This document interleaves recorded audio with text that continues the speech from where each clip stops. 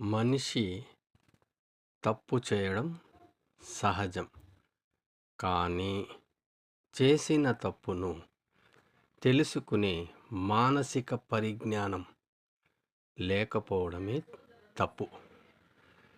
తమ తప్పులను సరిదిద్దుకునేవారే ఉత్తములు.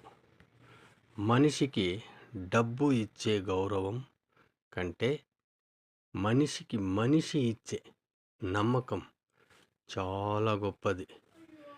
నిన్న ఉన్న సంతోషం రేపటికి ఉంటుందో లేదో, అలాగే ఈరోజు ఉన్న కష్టం రేపటికి ఉండకపోవచ్చు. కష్టసుఖాలు అనేవి వచ్చిపోయే బంధువులాంటివి.